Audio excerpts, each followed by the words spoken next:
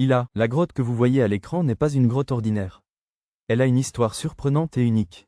Il y a environ 1700 ou 150 ans, un incident s'y est produit qui a choqué tout le monde. Cet incident est mentionné dans le Saint-Coran.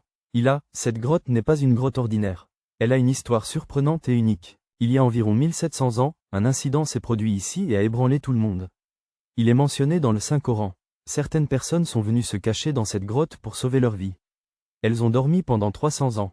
Lorsqu'ils se sont réveillés, ils étaient aussi en sécurité qu'il y a 300 ans. Leur âge n'avait pas augmenté et leur corps n'avait pas changé. La question est de savoir qui étaient ces personnes et comment elles ont pu dormir dans cette grotte pendant plus de 300 ans. Nous discuterons également des raisons pour lesquelles ces personnes ont dormi sans interruption pendant si longtemps et de ce qui s'est passé lorsqu'un accident d'une telle ampleur s'est produit dans la grotte. Dans la vidéo d'aujourd'hui, nous allons vous raconter tout cela.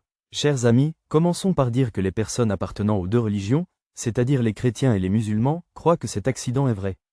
Il a également été clairement mentionné dans le livre musulman Coran Karim. Cet incident s'est produit près de 250 ans après que Hazrat Isa alayhi salam a quitté ce monde. Après le départ de Hazrat Isa alayhi salam, la situation des chrétiens s'est détériorée de jour en jour jusqu'à ce qu'un roi conservateur règne sur toute la région de Palestine. Ce roi nourrissait une hostilité extrême à l'égard des chrétiens et pensait que personne ne devait suivre le christianisme, une nouvelle religion à l'époque. Il exécuta tous ceux qui le faisaient et certains d'entre eux devinrent plus tard célèbres sous le nom de Ahabekaf. Ces personnes croyaient excessivement en Hazrat Isa alayhi salam. Malgré les efforts du roi, il n'était pas prêt à abandonner le christianisme. Lorsque le roi se rendit compte que ces personnes ne quitteraient jamais le christianisme malgré ses efforts, il décida de les tuer. En apprenant la décision du roi, ils ont immédiatement fui la ville et se sont réfugiés dans une grotte. Ils y passèrent des années, dormant sans cesse, incapables d'ouvrir les yeux. Tout comme ces gens sont entrés dans la grotte pour sauver leur vie du roi, le roi a fini par découvrir leur refuge. Ils se cachaient. Le roi ordonna alors la construction immédiate d'un grand mur pour sceller l'entrée de la grotte, afin que personne ne puisse y pénétrer. J'allais mourir dans cette grotte pour toujours, mais le roi avait confié cette tâche à quelqu'un. Cet homme était très intelligent et plein de bonté. Il a donné l'ordre de le faire. Toutes les choses inutiles ont été révélées avant même la construction du mur.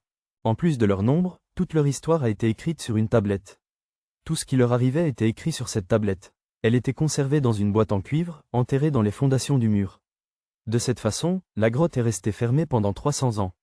Mais, mes amis, 300 ans, c'est long. C'est la raison pour laquelle, au cours de ces 300 ans, la carte du monde a changé progressivement.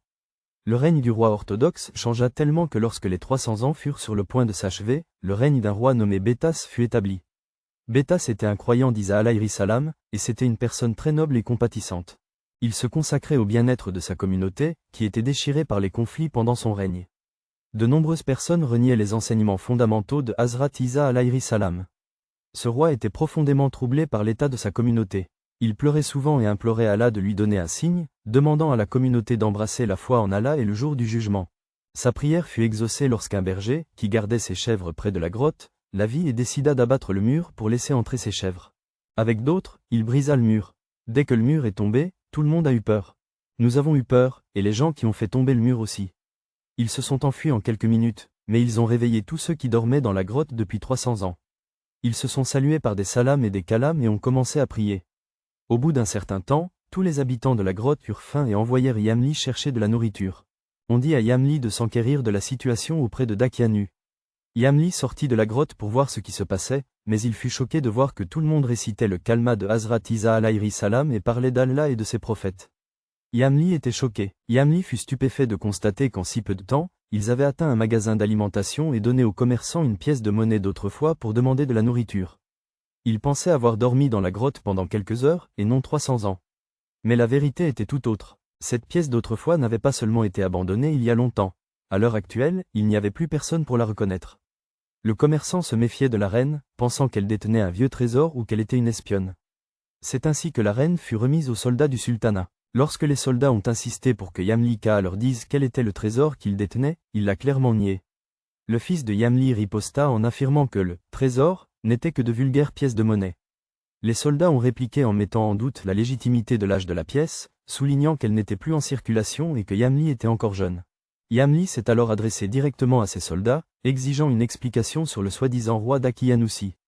Les soldats répondirent qu'il n'y avait pas de roi nommé Dakiyanussi dans ce monde à l'heure actuelle. Ils confirmèrent qu'il y a environ 300 ou 350 ans, un roi de ce nom existait. Il régnait sur ce territoire et était un souverain cruel et impitoyable. Yamli fut choqué et demanda immédiatement comment cela avait pu se produire, étant donné qu'ils s'étaient cachés dans cette même grotte pour sauver leur vie de Daqui quelques jours auparavant. Les soldats sont choqués et refusent de croire Yamli. Yamli répondit que ses compagnons étaient dans la grotte et invita les soldats à venir avec lui pour voir par eux-mêmes. Lorsque le soldat atteignit la grotte avec la reine, Asbekaf, présent à l'intérieur de la grotte, sentit que le peuple d'Akian était conservateur. Ils se mirent à prier Allah de les protéger. Les soldats qui sont arrivés avec Yamli ont rapidement récupéré la boîte en cuivre enterrée dans le mur pendant la construction. Lorsque les soldats ont commencé à lire la tablette à l'intérieur de la boîte, ils ont été surpris. La tablette indiquait clairement qu'un groupe de croyants s'était réfugié dans la grotte pour protéger leur vie du roi conservateur. Après avoir reçu cette information, le roi conservateur a enfermé ces personnes dans la grotte. Nous avons inscrit cette situation sur la tablette afin que, si la grotte se rouvrait, les gens puissent venir à l'Asbekaf. Après avoir lu ce qui était arrivé à Asbekaf, les soldats et toutes les personnes présentes dans la grotte furent choqués. Les soldats qui avaient été témoins de l'incident en informèrent immédiatement leur roi. Le roi se rendit immédiatement à la grotte avec tout le monde, et après avoir rencontré tous les gens qui y dormaient, il se prosterna et pleura en disant « Allah Ta'ala a accepté ma prière. Il a fait un tel miracle que les gens croient maintenant à la résurrection après la mort. » Asbekaf pria alors pour son roi et lui dit « Qu'Allah protège ton royaume, nous te confions à Allah. Nous te confions à Allah. » En disant cela, Asbekaf rentra dans la grotte, et tous les autres y rentrèrent et dormirent, et Allah tua ces gens dans cet état. Après cela, le roi Bétus, un noble roi, fit fabriquer des boîtes en bois et y conserva pour toujours les corps purs des compagnons de Kaf. Mes amis, si nous devions discuter de l'emplacement de cette grotte de nos jours, nous la trouverions sans aucun doute dans cette même région. Beaucoup prétendent qu'une grotte située dans la ville d'Émir en Turquie est la grotte d'Aakaf, mais les signes de la grotte d'Aakaf décrits dans le Coran correspondent davantage à la grotte de Jordanie qu'à celle de Turquie. C'est pourquoi la plupart des chercheurs pensent que la grotte de Jordanie est la véritable grotte de Aakaf. Quant à Azabikaf, combien de personnes y étaient-elles? Combien ont dormi à l'intérieur de la grotte pendant 300 ans? Selon le hadith de Hazrat Abdullah ibn Abbas Razi al-Ta'ala Anhu, il y avait au total 7 personnes, et la 8e était un chien. Pour l'instant, mes amis, nous terminons notre vidéo ici. Si vous avez aimé la vidéo, aimez-la et partagez-la avec vos amis. Pour voir d'autres contenus informatifs, historiques et islamiques, abonnez-vous à notre chaîne Noor Hadith. Rendez-vous dans la prochaine vidéo. Assalamu alaikum.